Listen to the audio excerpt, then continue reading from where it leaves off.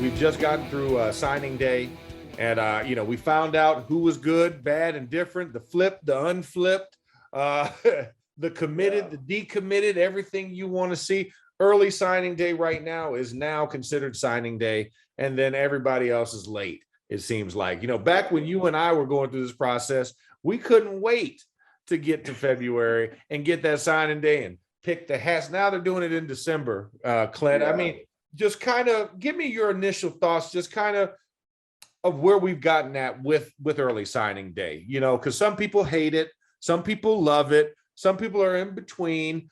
But I mean, for the most part, there's mixed reviews on early signing day. Where do you stand in that process? Well, look, I mean, I understand some of the complaints, big picture. But I think people have been really selective on when they want to bitch and moan about the disadvantages, if you will, that come with an early signing period. And that disadvantage is obviously teams that have lost their head coach, or teams that have made some kind of change, and they've done it, in late November or early December. Then it puts those particular teams at a disadvantage. And in the recruiting game, and I totally understand that.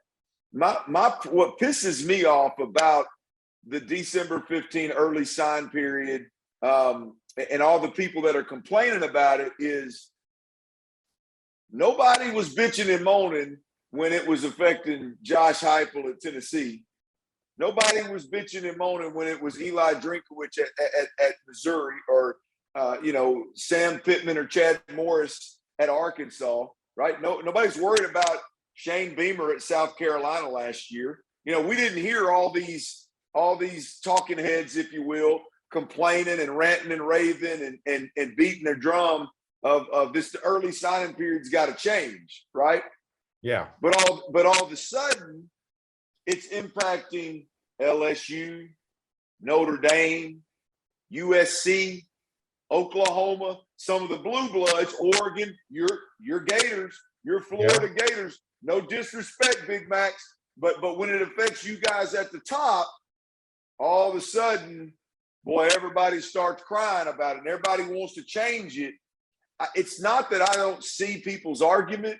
It's that it's awfully convenient when it's some big boys at the top that are getting impacted, rather than when it's those middle of the pack teams that are just getting slaughtered in their coaching changes. It's not a big deal. So I don't like the selective bitching and moaning. Look at Sark at Texas. Hey, Big Max, you got a blue blood in Texas that's been struggling. You don't hear a lot coming out of Austin about this December 15 signing period. Why? Because Sark flipped 2 from Oregon. He flipped a 4-star from OU. He flipped a 4-star from Ohio State. He flipped a 3-star from Michigan, and he's going to wrap them boys up because he needs them, right? So they love it in Austin. I just think it's selective, and I hate the selective aspect of it, my man. Well, and I think also, it's like if you're going to have an issue, make sure you maintain that same energy through. That's right. You know what I'm saying? Yeah. I think that's where we kind of have it, because my energy has always been, I don't like it, period. You know what I'm saying? And that's been since it's become a predominating signing day in the last 7 to 8 years. Just because for me, I'm like, man, you have kids foregoing, their senior year, I'm all for a kid finishing off the last little bit. Now, granted, now that I'm a parent, I'm like, hey, you want to go early? Go. Get out of my house and go experience on your own. Now see what I was talking about is now a teaching moment. But at the same time, I'm like, man, don't you want to finish out what you started with your buddies in school? That's just kind of me from the nostalgic standpoint. I get it from a professional development, meaning you're going to play your sport. You're going to get inundated in spring ball. You're going to sign up for early classes. Brock Berlin did it my year when we all signed, but Brock, he had a weird system over there in Louisiana, and they had quarters and something or other. I still don't quite understand it, but he met all his qualifications. So that's all I need to know. He has a high school diploma and he was able to go to college early. But for a majority of us, you had to finish out the rest of the year. I don't like when teachers are making exceptions. You know what I'm saying? For them to then qualify. Like your class is a year long. You know what I'm saying? You're not switching classes like we do in college, right? On a semester system.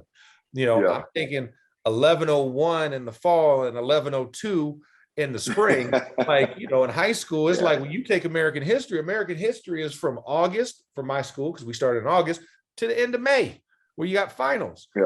There's no December final, and now you're moving on to the government classes. So that's my only thing, is when you start to tweak the rules of your high school for the athlete. But I think you're absolutely right. You can't tailor and convince your argument based off of how your own team is doing, right? So you can't be self-serving and self-interested. It has to be for a totality of reasons. And like you said, I mean, listen, I know my guys down there at UF, with Coach Napier coming in, they were able to flip the number one safety in the country still today. I'm sorry, this week with Kamari Wilson.